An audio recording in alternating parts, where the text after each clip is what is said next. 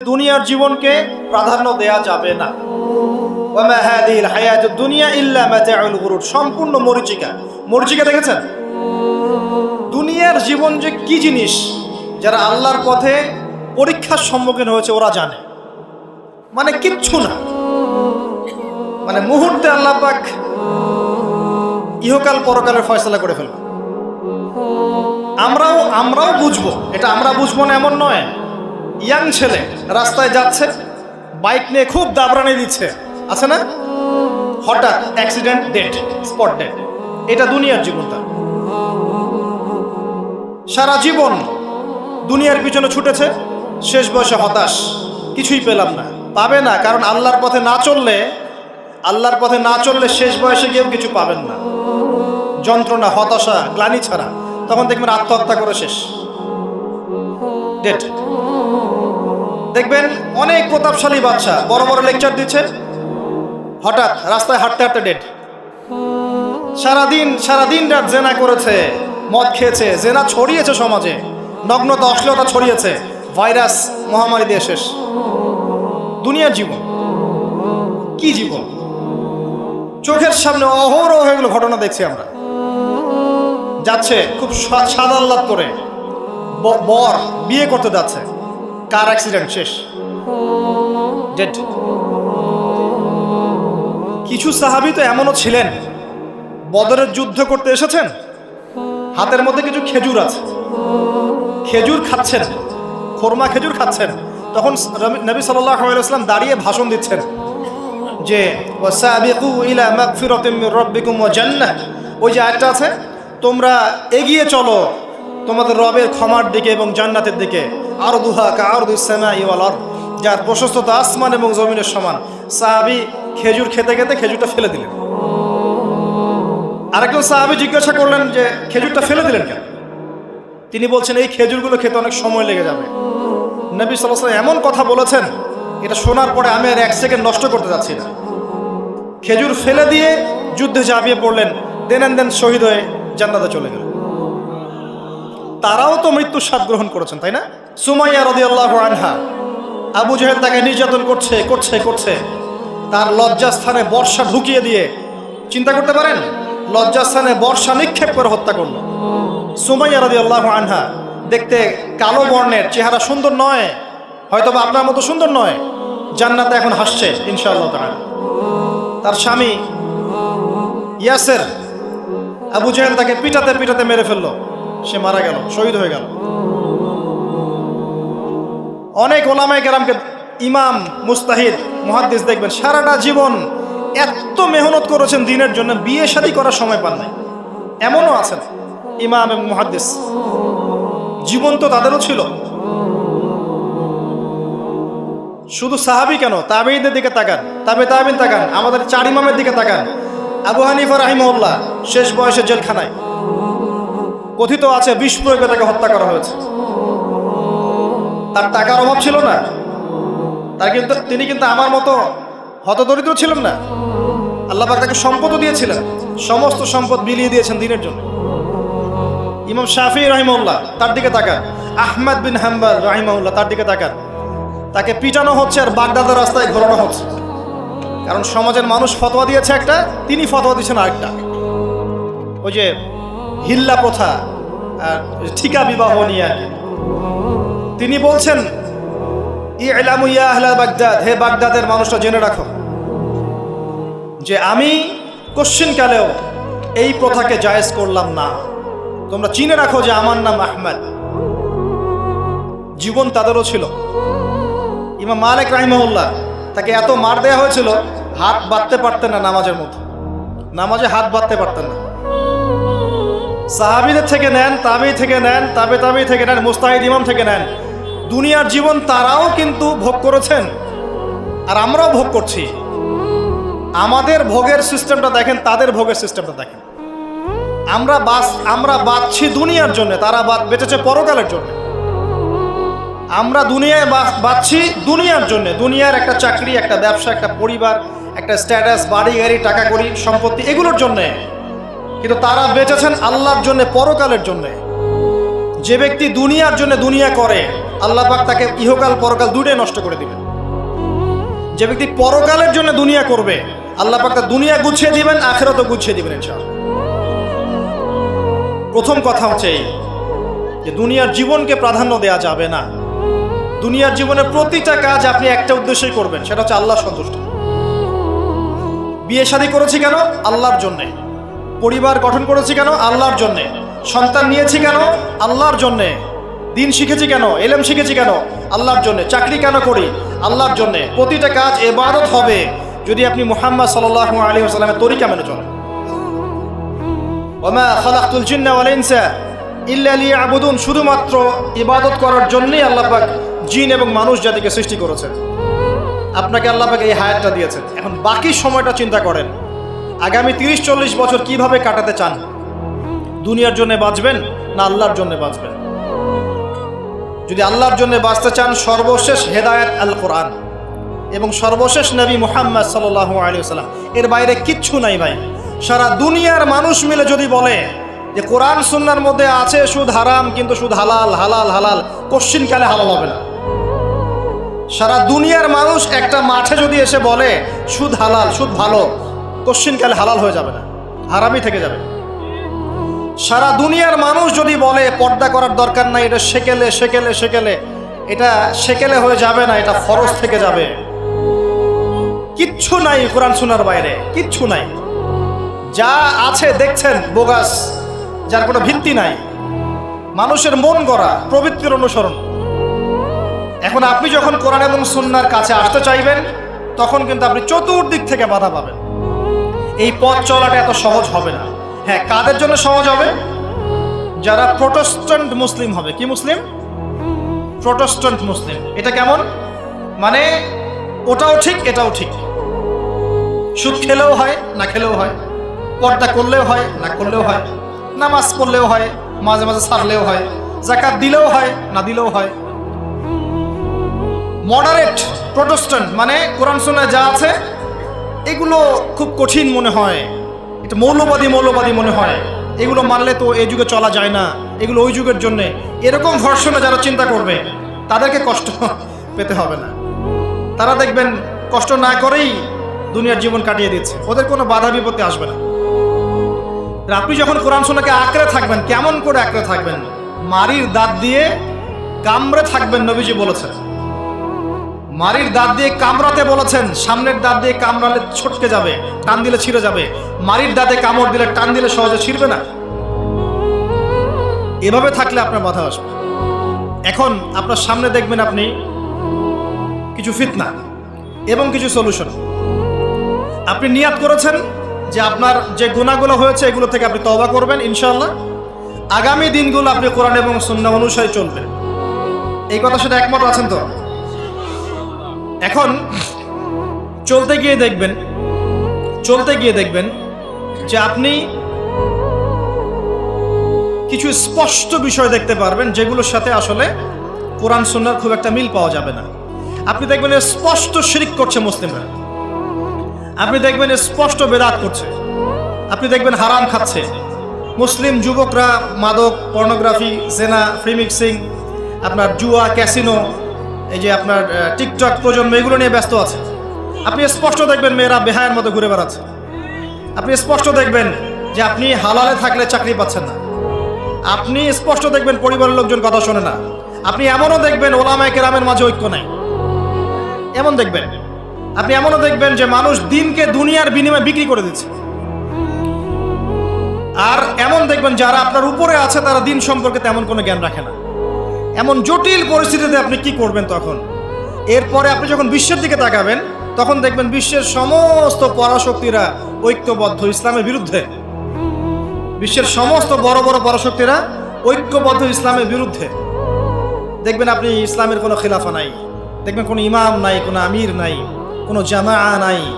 দেখবেন আপনি সেই রকম সলফে সালেহিনদের যুগের মতো শৌর্য, বীর্য, ব্যক্তিত্ব, গায়রাত কিছু নেই। মনে হবে যেন আমরা দাসত্বের শৃঙ্খলা আবদ্ধ হয়ে গেছে। তখন আপনি কষ্ট পাবেন মনে মনে। আপনার মধ্যে ঈমান থেকে থাকলে আপনি কষ্ট পাবেন, ভিতর থেকে কষ্ট ফিল করবেন। যদি প্যারালাইজড রোগী হয়ে থাকেন তাহলে কষ্ট ফিল করবেন না। চেতনা থাকে দিনের, কষ্ট ফিল করবেন। তখন আপনার স্ট্রাগল শুরু হবে। তখন আল্লাহ যদি আপনাকে বুঝ দেন, আল্লাহ দেখবেন আপনি কি করেন। আপনার মেধা দিয়ে আল্লাহ আপনি কি করেন, আপনার অর্থ দিয়ে আপনি কি করেন, আপনার হায়াতটা দিয়ে আপনি কি করেন, আপনার এই যে জনবল দিয়ে আপনি কি করেন, আল্লাহ আপনাকে যা দিয়েছেন তা দিয়ে আপনি দিনের জন্য কি করছেন, আল্লাহ পাক তখন দেখবেন।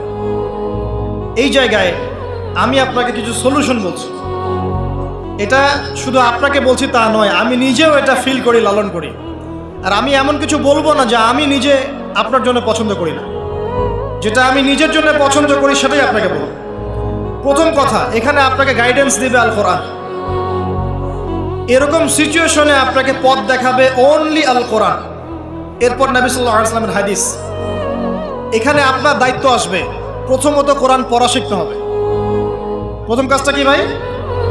কোরআন পড়া শিখতে হবে, তেলাওয়াত শিখতেই হবে, নিয়মিত তেলাওয়াত করতে হবে। একটা দিন যাবেন আপনার জীবনে যে কোরআন তেলাওয়াত আপনি করেন না, ইনশাআল্লাহ। বেশি থেকে বেশি করবেন, বেশি থেকে বেশি। আমার পরামর্শ হচ্ছে দিনে এক পারা করে করার চেষ্টা করুন। এরপর দায়িত্ব চলে আসবে আপনার কোরআন বোঝা।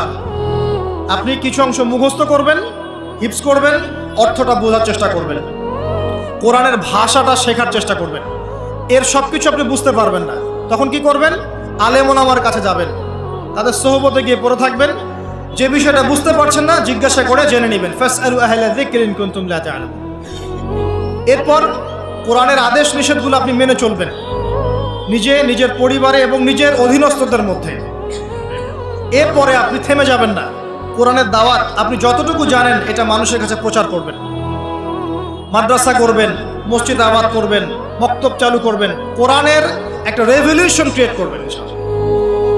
কোরআনের জন্যে আপনার জান মাল অর্থ বিলিয়ে দিবেন।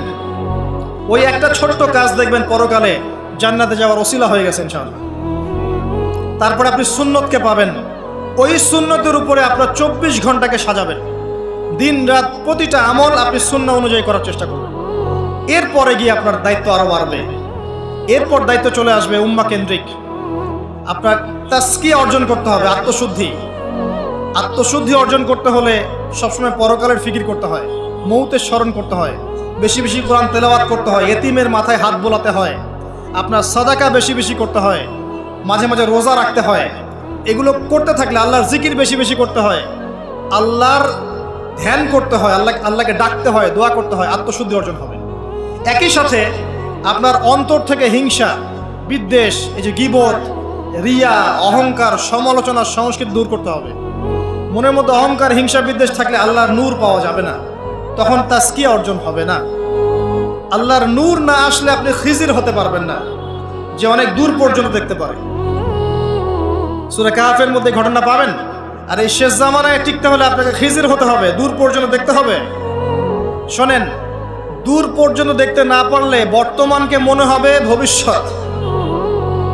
এখন যে ফিতনাময় পরিবেশে বসে আছে এটা বর্তমান, এটা ভবিষ্যৎ নয়। একটা কথা বলেছিলাম বেশ কয়েক বছর আগে যে আপনার এমন একটা সময় আসতে যাচ্ছে যখন ক্যাশলেস সোসাইটি থাকবে, মানে কাগজের টাকাটাও থাকবে না। অনেক দিন আগের কথা। তখন কিছু মানুষ আমাকে বলেছিল, পরামর্শ দিয়েছিল এবং শুভাকাঙ্ক্ষী আর কি আমার। আর দিন দিন আমার শুভাকাঙ্ক্ষী বাড়ছেই আলহামদুলিল্লাহ, যে ভবিষ্যৎ বক্তা, তুমি হচ্ছে ভবিষ্যৎ বক্তা। তা আমি বলেছিলাম যে আমি যেটা বলেছি এটা ভবিষ্যৎ না, এটা বর্তমান। বর্তমান সম্পর্কে আপনার খবর নাই বলে বর্তমানকে আপনার ভবিষ্যৎ মনে হচ্ছে। এখন যা দেখছেন এগুলো বর্তমান, এগুলো ভবিষ্যৎ না। খুব অল্প সময়ের মধ্যে এই পরিস্থিতিগুলো দেখবেন পরিবর্তন হয়ে গেছে।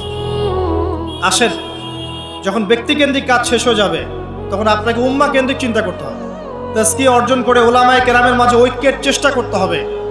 ঐক্যটা হবে মন থেকে। মন থেকে সবাইকে ভাই মনে করলে পরে ঐক্য হবে। যদি মন থেকে সবাইকে নিজের ভাই মনে করতে না পারি, মুসলিম ভাই মনে করতে না পারি, ঐক্য হবে না। যদি আমি মনে করি আমি জান্নাতের ডিলার, তোমার লিজ লাগলে আসো নিয়ে যাও, ঐক্য কখনো হবে না। অনলাইনে যাবেন দেখবেন সারা দিন কাদা ছড়াছড়ি। আর এমন এমন বিষয়গুলোকে নিয়ে আমরা কাদা ছড়াছড়ি করছি যেগুলো নিয়ে কথা না বললেও পরকালে কিছু যায় আসবে না ইনশাআল্লাহ। এমন এমন ইস্যু নিয়ে আমরা কাদা ছড়াছড়ি করি যেগুলো নিয়ে কথা না বললেও আমার জান্নাত জাহান্নামের ফয়সালা হবে না ইনশাআল্লাহ। এগুলো ওই বিষয় নয়, মৌলিক বিষয় নয়। আর আমরা যখন এগুলো নিয়ে ব্যস্ত থাকি, ইসলামের শত্রুরা দেখবেন ইসলামকে দমন করার আরো 10 ধাপ এগিয়ে যায়। আমরা ইন্টেলেকচুয়াল হতে পারছি না, ঐক্যের চেষ্টা করতে হবে, যার যার জায়গা থেকে করতে হবে, এবং মিসাল দৃষ্টান্ত নিজেকে স্থাপন করতে হবে যে নিজে যখন সবার সাথে মিশবো তখন দেখবেন মানুষ রিসিভ করে নিবে যে হ্যাঁ উনি সবখানেই আসছে, উনি সাম্প্রদায়িক চিন্তা করছে না। বিষয়গুলো হচ্ছে উম্মা কেন্দ্রিক চিন্তা করতে হলে ঐক্যের বিকল্প নাই। আর এই রেসপন্সিবিলিটি আমার মতো দায়ীদের নয়, মূলত এই রেসপন্সিবিলিটিটা হচ্ছে মূলত ওলামায়ে কেরামের। তারা যখন একত্রিত হবেন, ঐক্যবদ্ধ হবেন, তাদের মধ্য থেকে দেখবেন একজন আমির বের হয়ে গেছে, এবং তিনি যখন নেতৃত্ব দিবেন তখন জনগণ তার পিছনে তাকে ফলো করবে। ধর্মতাত্ত্বিক নেতৃত্বের কথা বলছি আমি। ধর্মতাত্ত্বিক নেতৃত্ব কি পলিটিশিয়ান দিতে পারবে? কারণ পলিটিশিয়ানদের কাছে কি ধর্মের সব জ্ঞান থাকে? স্বাভাবিক থাকবে না, কারণ তারা পড়াশোনা করেননি এইভাবে, তাদের কাছে পলিটিক্সের জ্ঞান আছে। আপনি যখন ধর্মতাত্ত্বিক ঐক্যের কথা বলছি তখন ধার্মিকদেরকেই তো দায়িত্ব নিতে হবে, এবং ধার্মিকদের মধ্যে যারা স্কলার, বিজ্ঞ বরেণ্য ওলামায়ে কেরাম, তাদের মধ্যে ঐক্য প্রথম দরকার।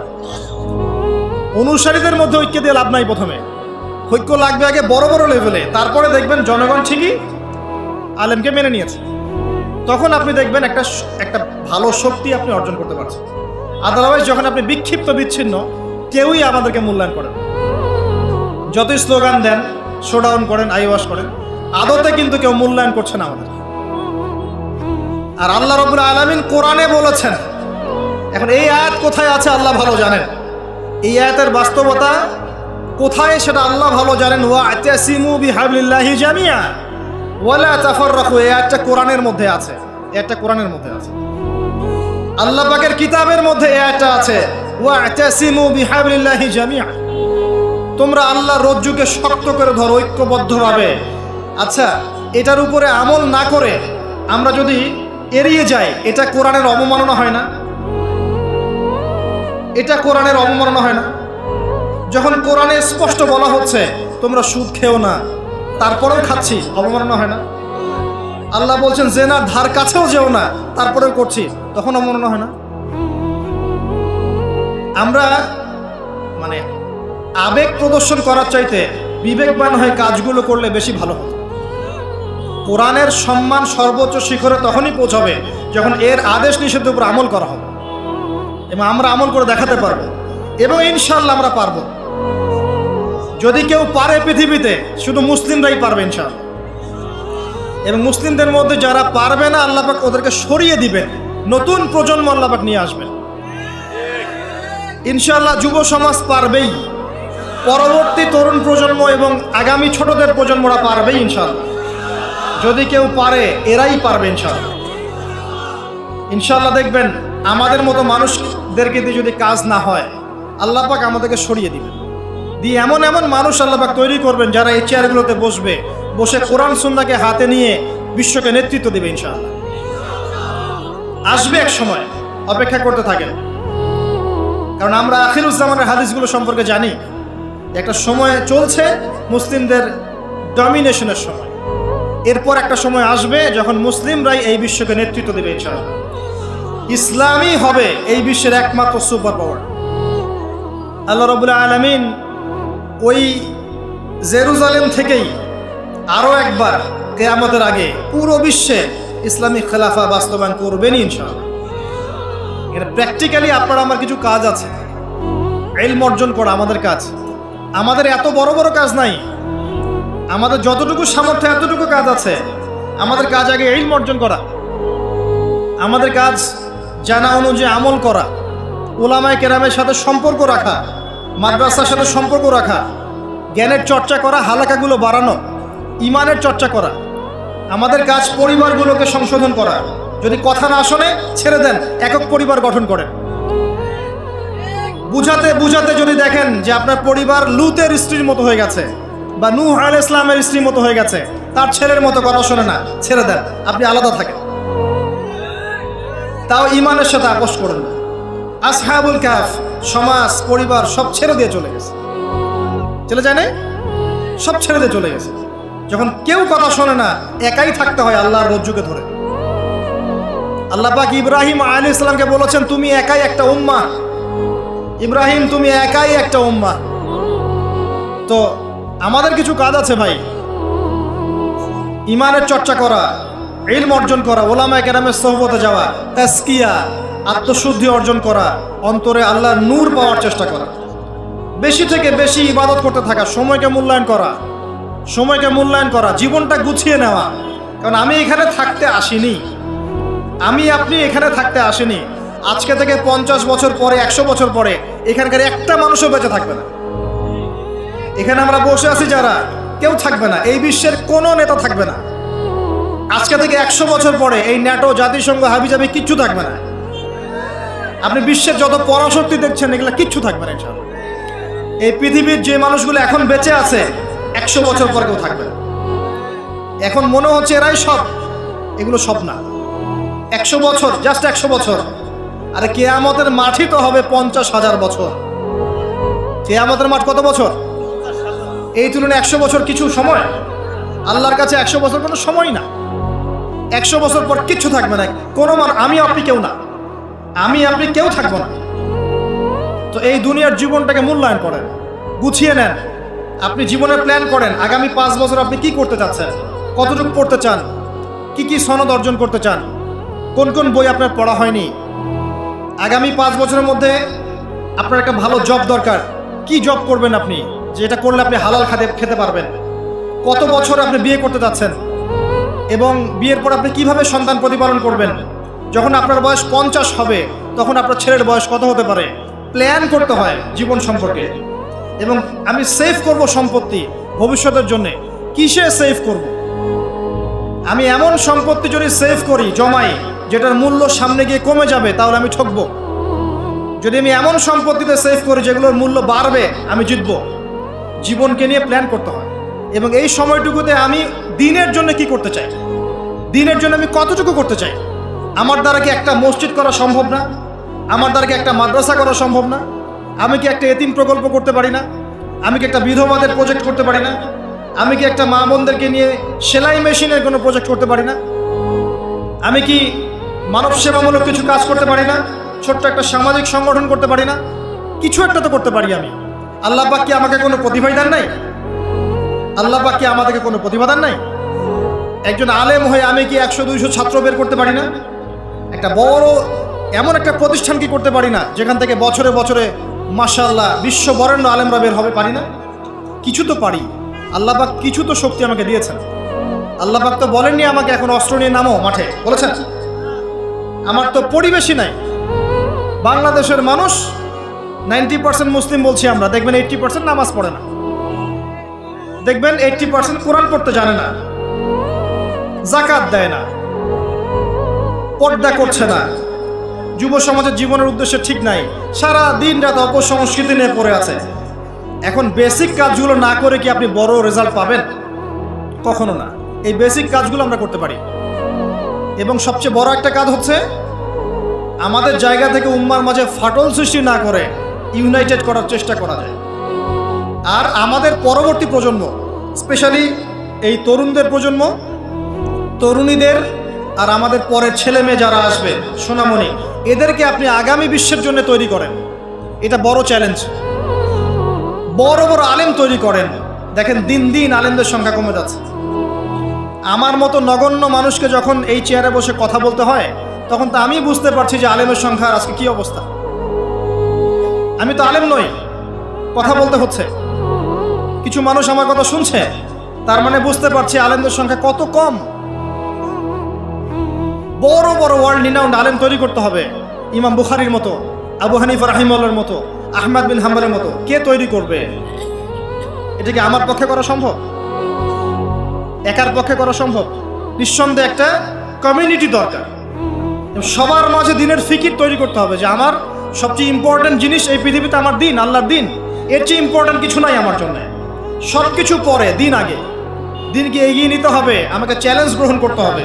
এরকম চিন্তা ফিকির লালন করলে পরেই তো রেজাল্ট আসবে, নাহলে তো আসবে না।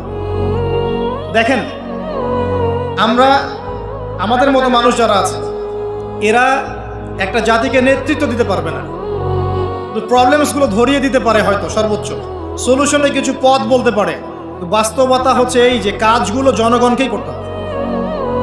আর এই যে একদিন আসলাম, একটা কথা বললাম, চলে গেলাম, আদতে কোনো ফলাফল নাই। একদিন আসলাম, একটা মাহফিল করলাম, যেভাবে আসছি এভাবে চলে গেলাম, আদতে কোনো ফলাফল হবে না। যদি হ্যাঁ এই কথাগুলো মানুষের মনের মধ্যে গেঁথে যায় এবং আগামীর পৃথিবীর জন্য তারা প্রস্তুতি গ্রহণ করতে পারে, তখন গিয়ে কথা বলবে ইনশাআল্লাহ।